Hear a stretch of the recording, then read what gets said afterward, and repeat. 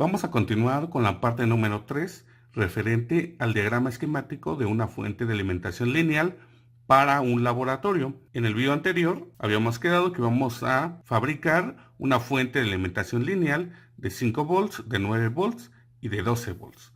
De hecho, este es el diagrama. Es una fuente de alimentación que ya la pueden utilizar. De hecho, muchas fuentes de alimentación lineales, de esas muy baratas, que te venden fabricantes, sobre todo de Asia, fabricantes chinos, ya la venden así como tal. Consta de un simple transformador, de un puente rectificador, en este caso son 4 diodos, y el capacitor. Y hasta ahí tienen su fuente de alimentación. Tienen un voltaje, en este caso a la salida, aproximado de 14-15 volts. Ya lo expliqué por qué, por la carga y descarga de los capacitores. Nosotros vamos a afinar esta fuente de alimentación colocando la etapa reguladora, es decir, colocando unos circuitos integrados que se llaman reguladores de voltaje. Este diagrama es el que dibujé en el video pasado. Como no voy a poder dibujar los reguladores porque ya me falta espacio, lo dibujé en otra hoja, mucho más pequeño, pero si se dan cuenta, es lo mismo. Es el transformador de 12 volts de alterna, los 4 diodos, es decir, el puente rectificador y el capacitor. Y tenemos nuestra salida positiva y negativa, más o menos 12 volts. Aquí ya me va a dar espacio para colocar la etapa reguladora. Como vamos a utilizar 3 voltajes distintos, 5, 9 y 12, necesito 3 reguladores. Es muy sencillo. Un regulador lo voy a simbolizar como una pequeña caja o un rectángulo que tiene 3 terminales. Es muy parecido a un transistor, que inclusive muchos de ustedes se podrán confundir con un transistor. De hecho, voy a dibujar los 3 de una vez por todas lo voy a hacer.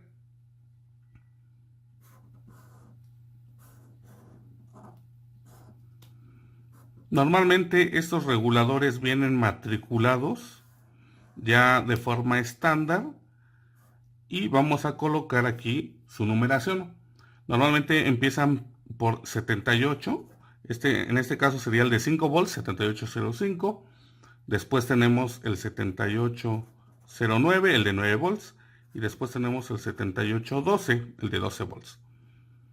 Como verán, tiene 3 terminales. Cada uno de los reguladores tiene su entrada, su salida y su negativo. Entonces, en el negativo no hay ningún problema. Se va a conectar la parte negativa, que sería esta terminal. Para no dibujar tantas líneas, simplemente voy a colocar el símbolo de tierra física, pero ustedes saben que ahí iría conectado el negativo.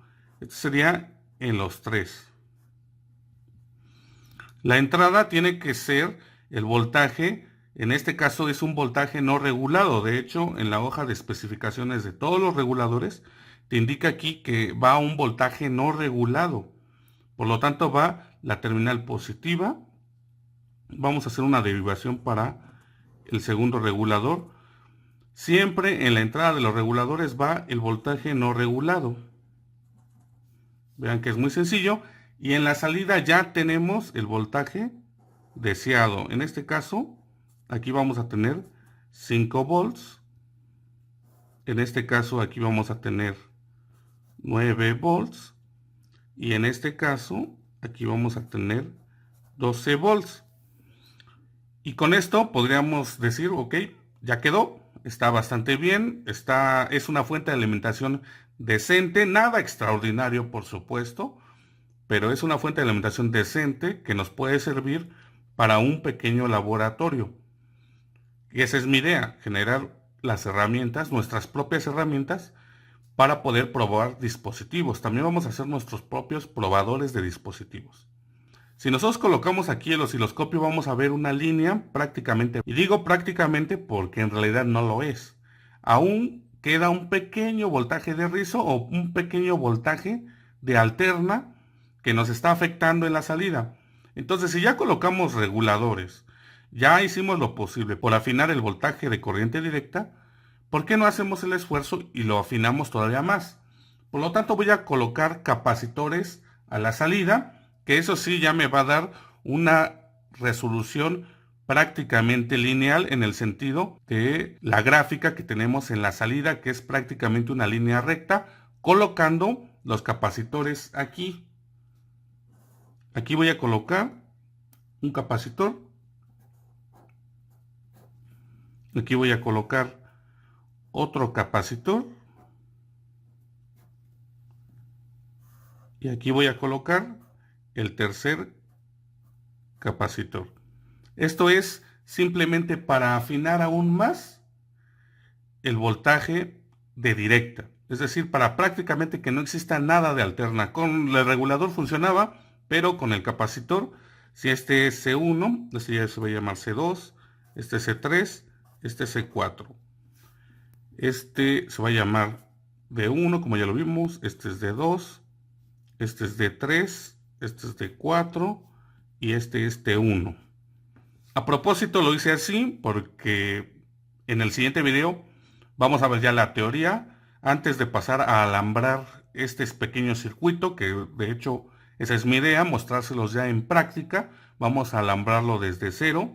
Esta fuente de alimentación ya la vamos a ocupar, de hecho la voy a usar yo para que vean que si funciona no hay ningún problema. Pero en el próximo video les voy a explicar la teoría, pero vamos a hacer el cálculo de los componentes.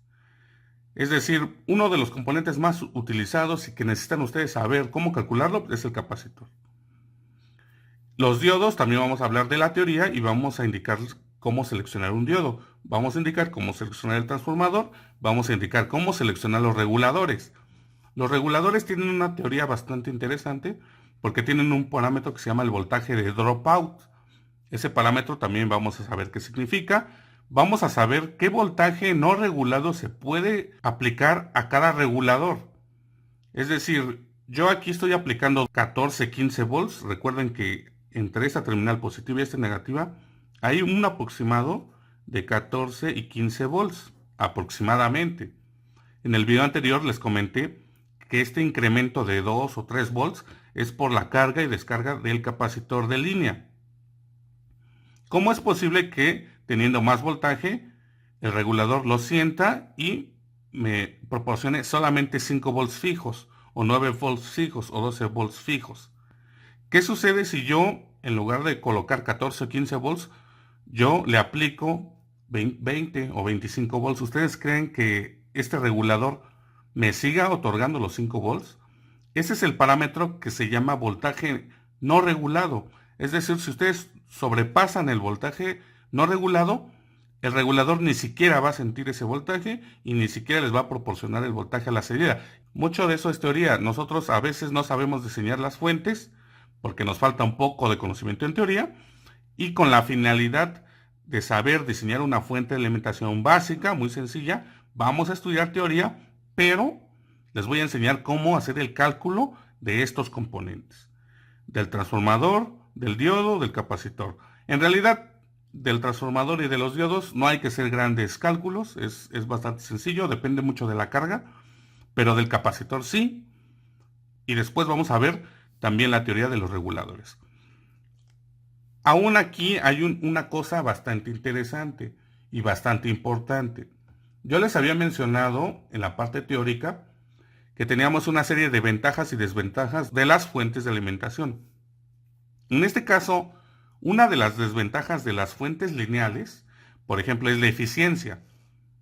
Esta fuente de alimentación es eficiente a un 50 a un 60%. Prácticamente la mitad de su energía la desperdicia en forma de calor. Entonces, esa es su desventaja número 2, la disipación de calor.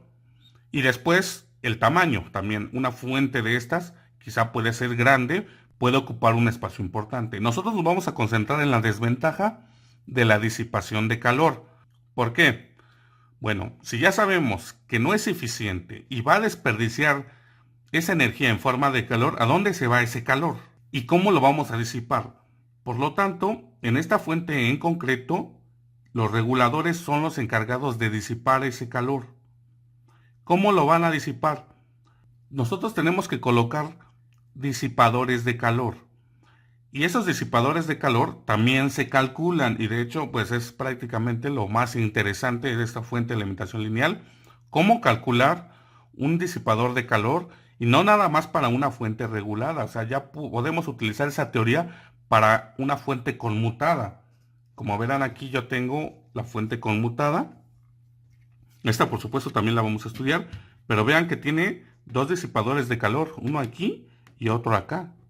Esta barra de aluminio es el disipador de calor, y esto por supuesto se debe de calcular dependiendo de la disipación, en este caso de los transistores.